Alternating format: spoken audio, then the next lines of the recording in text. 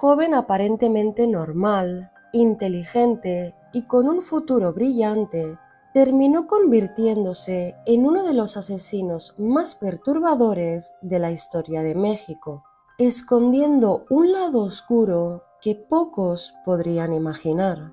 Gregorio Cárdenas Hernández, mejor conocido como el Estrangulador de Tacuba, transformó su propia casa en un macabro cementerio. 4 mujeres asesinadas y enterradas en el jardín de su hogar.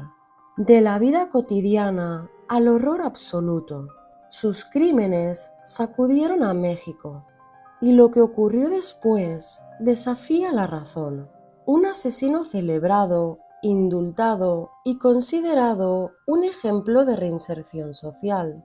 Lo que vas a escuchar no es un cuento ni una leyenda urbana, sino una historia completamente real de terror, obsesión y perversión que estremeció a toda una nación, porque la realidad siempre supera la ficción.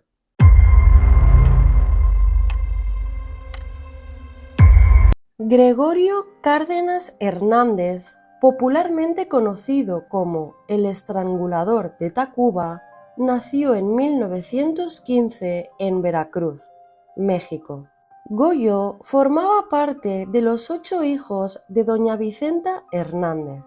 En cambio, la figura paterna se desvanece entre las sombras, ya que no aparece en los archivos históricos.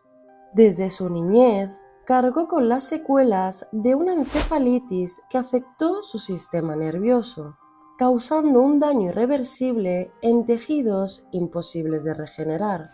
Esta lesión influyó de manera decisiva en su vida, propiciando desde temprana edad un comportamiento anómalo que más tarde derivaría en su conducta homicida. Esa herida silenciosa se manifestaba en conductas perturbadoras. A los 15 años hallaba satisfacción en torturar animales, llegando a colocar pollos en el quicio de una puerta para aplastarlos lentamente al cerrarla. A esa crueldad se añadía un tormento más íntimo y vergonzoso, la dificultad para controlar su esfínter, que lo condenó a padecer enuresis hasta bien entrada la adolescencia. Pese a estas condiciones, Gregorio destacó por su elevado coeficiente intelectual y resaltó en la escuela, donde rápidamente se ganó la fama de alumno sobresaliente. En su familia existía un historial de problemas de salud.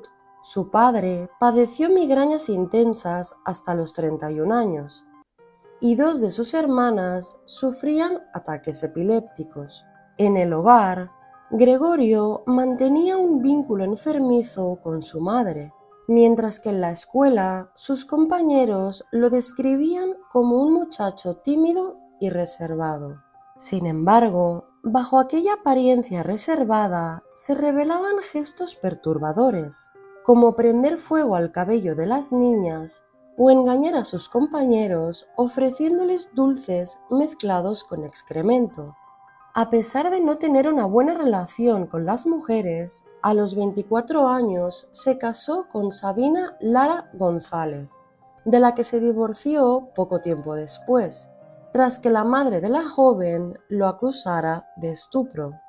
A los 27 años inició sus estudios de química en la Universidad Nacional Autónoma de México y, gracias a su destacado rendimiento académico, obtuvo una beca de Petróleos Mexicanos, que le permitió continuar su formación académica y colaborar con la empresa paraestatal. Poco después, decidió independizarse y alquiló una casa en la capital. Aquella vivienda, que en apariencia sería el inicio de una nueva etapa, terminó convertida en el escenario donde enterraría a sus 4 víctimas y donde, tarde o temprano, saldría a la luz el oscuro secreto que había gestado durante años. Los crímenes de Cárdenas Hernández ocurrieron en un corto periodo de tiempo entre agosto y septiembre de 1942, razón por la cual se le apodó el asesino relámpago. También fue conocido como el estrangulador de Tacuba, sobrenombre que hacía referencia al barrio de Tacuba, en la Ciudad de México, donde Gregorio tenía su residencia. La noche del 15 de agosto de 1942, a bordo de su automóvil Ford, Gregorio recogió en la calle a una adolescente prostituta de 16 años llamada María de los Ángeles González, alias Berta, a quien llevó a su domicilio, ubicado en la calle Mar del Norte número 20, en Tacuba. Alrededor de las 23 horas y después de haber mantenido relaciones sexuales, la joven se dirigió al baño de la casa de Gregorio para lavarse, momento que él aprovechó para estrangularla con un cordón. Después la envolvió en un impermeable y enterró su cuerpo en su jardín en una fosa de 1 metro de profundidad. Este fue el primer crimen que precedió a los siguientes. En los días posteriores, Gregorio asesinó a otras 2 prostitutas menores de edad. Inicialmente se identificó a la segunda víctima como Raquel González León, de 14 años de edad, quien aceptó acudir al hogar de Goyo después de que éste le ofreciera una cantidad considerable de dinero. A ella le sorprendió que su cliente tuviera una amplia biblioteca en su casa. De hecho, tras consumar el acto sexual, comenzó a hojear algunos de los libros de Gregorio. En ese momento, él la atacó con el mismo cordón que había usado para asesinar a su primera víctima, acabando con su vida la madrugada del 23 de agosto, apenas 8 días después del primer asesinato. Sin embargo, meses después, se confirmó que Raquel González seguía viva, y desde entonces se desconoce la verdadera identidad de la segunda víctima. Debido a la fuerte impresión por la equivocada noticia, el hermano de Raquel sufrió un infarto que le provocó la muerte.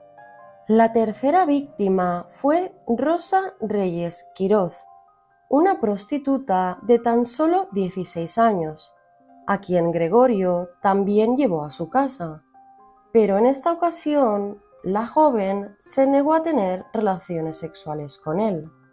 Para ese momento, Gregorio había descuidado por completo su entorno.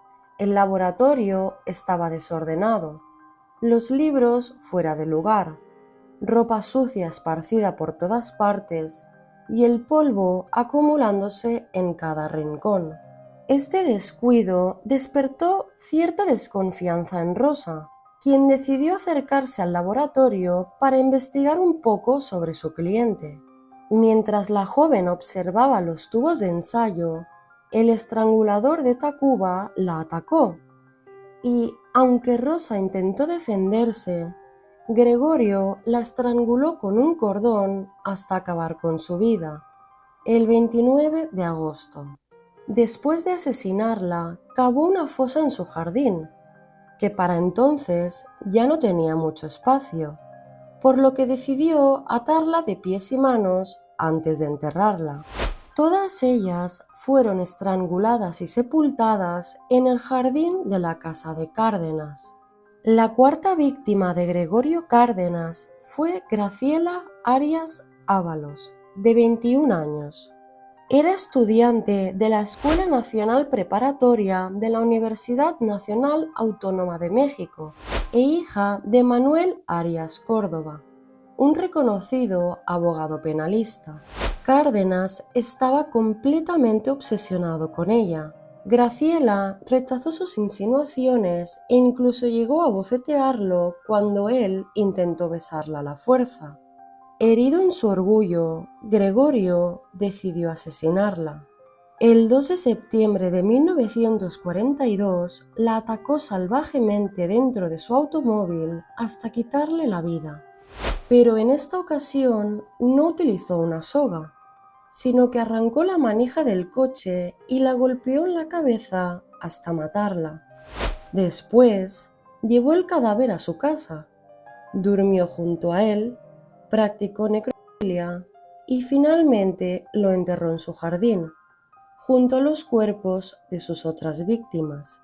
Al no regresar a casa, su familia denunció la desaparición.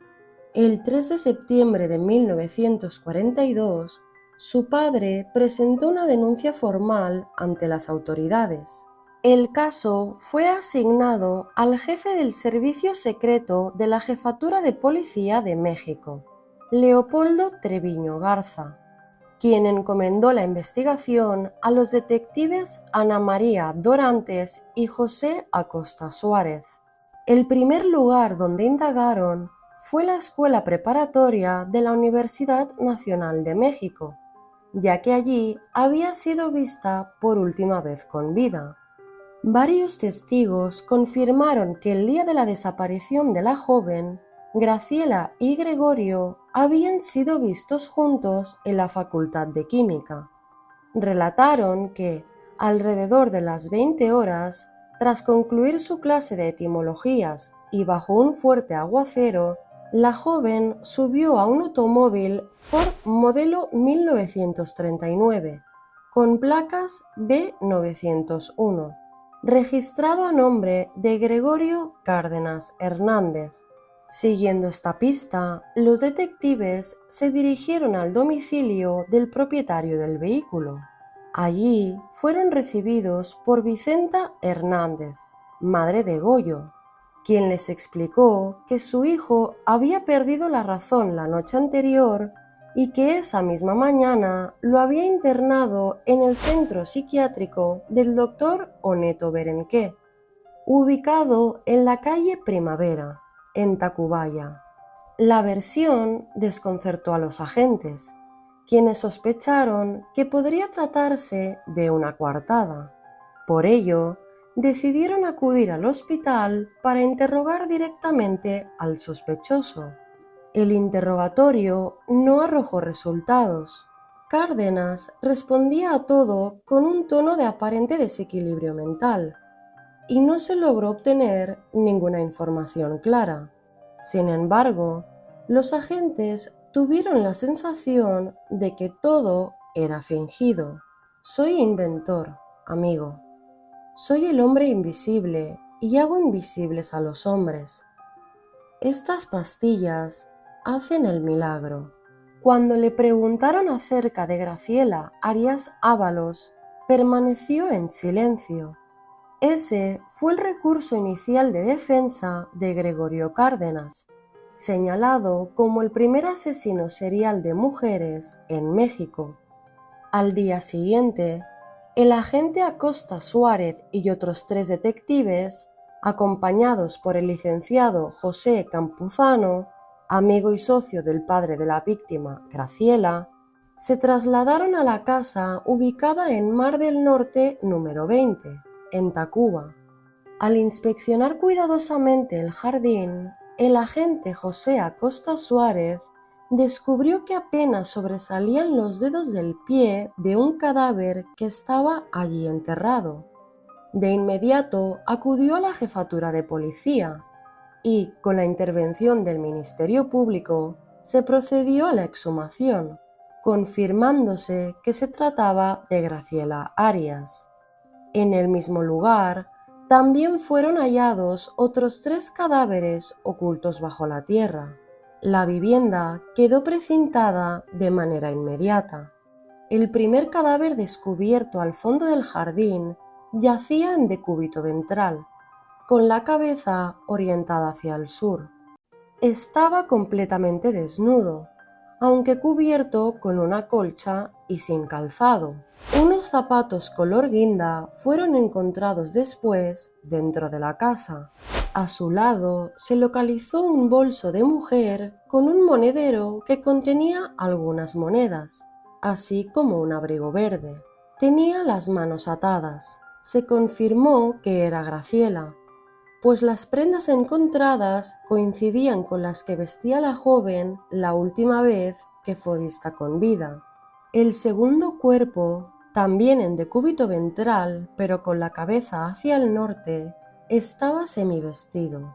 Llevaba un traje negro y un abrigo color café a cuadros. La cabeza había sido cubierta con unos pantalones cortos de color rosa. Sus pies y manos estaban amarrados a la espalda con cintas. Calzaba un zapato color café y el otro se halló junto al cadáver. El tercer cuerpo también tenía las manos atadas y se encontraba completamente desnudo. Pertenecía a una mujer de estatura regular.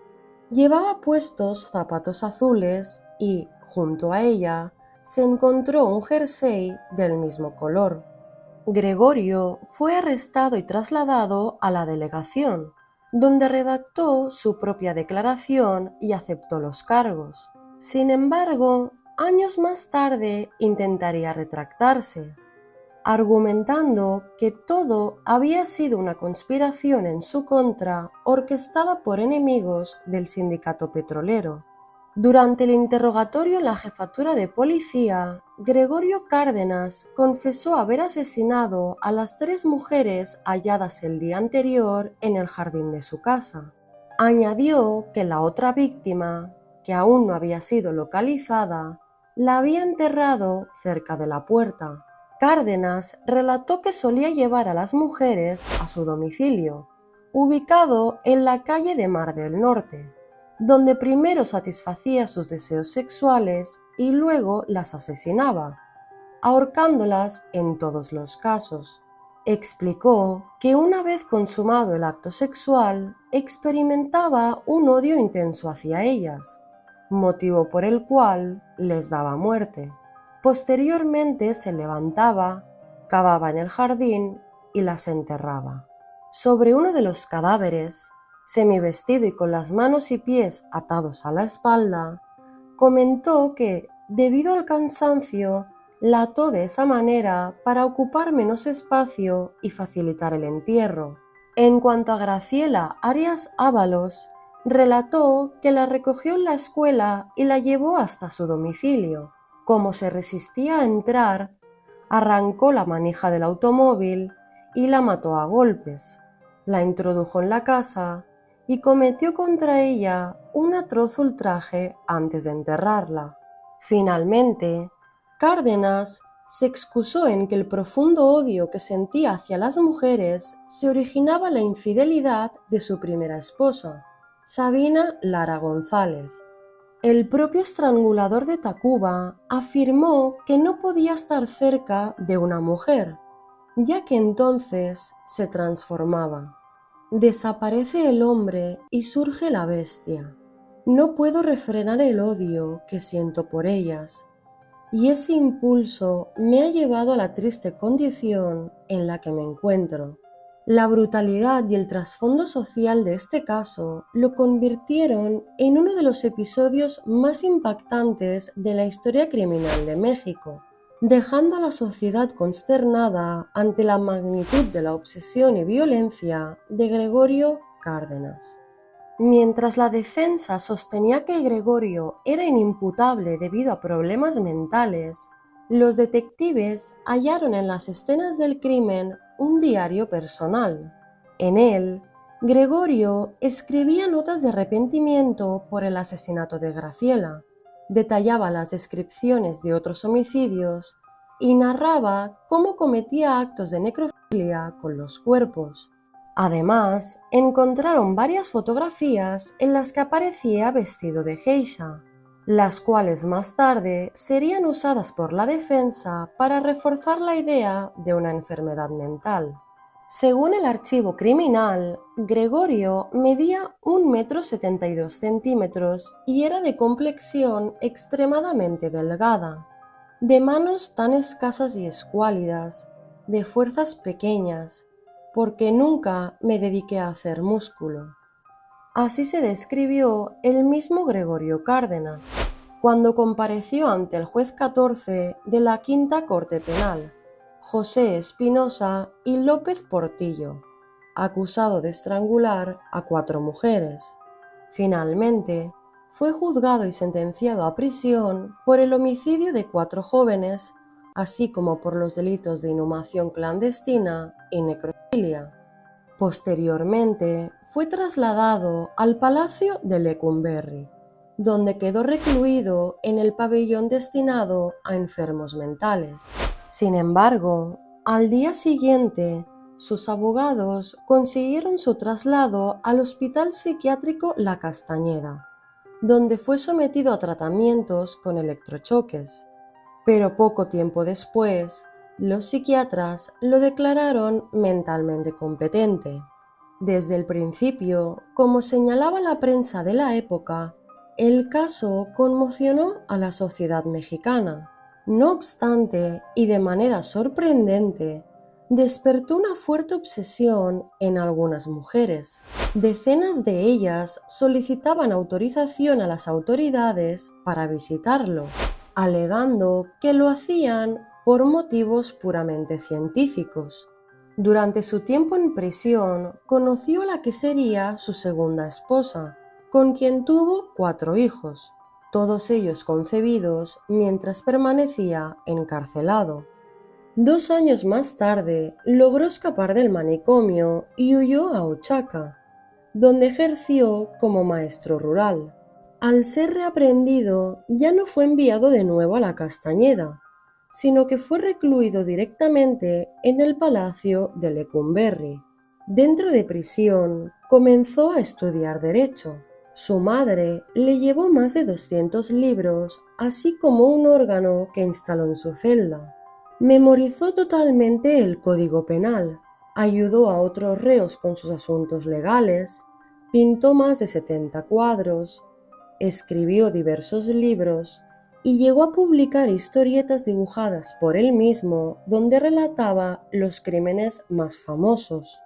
El 8 de septiembre de 1976, el entonces presidente Luis Echevarría Álvarez otorgó a Gregorio Cárdenas un indulto, argumentando su presunta rehabilitación social.